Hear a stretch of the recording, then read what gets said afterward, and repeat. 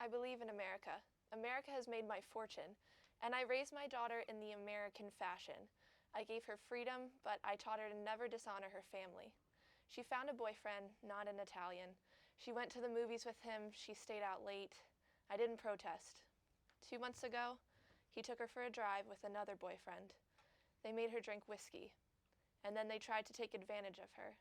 She resisted. She kept her honor, so they beat her like an animal.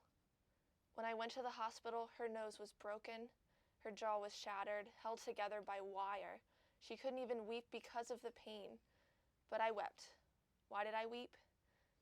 She was the light of my life, beautiful girl. Now she will never be beautiful again.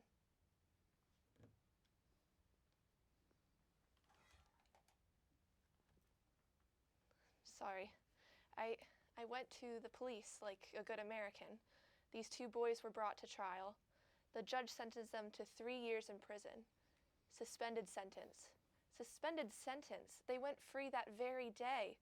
I stood in the courtroom like a fool, and those 2 bastards, they smiled at me. Then I said to my wife, for justice, we must go to Don Corleone. Why did you go to the police? Why didn't you come to me first? What do you want of me? Tell me anything, but do what I beg of you. What is that?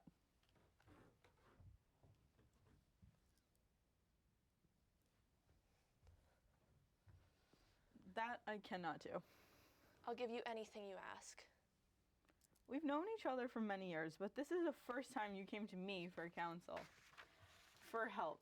I can't remember the last time you invited me to your house for a cup of coffee, even though my wife is the godmother to your only child. But let's be frank here. You never wanted my friendship. You were afraid to be in my debt.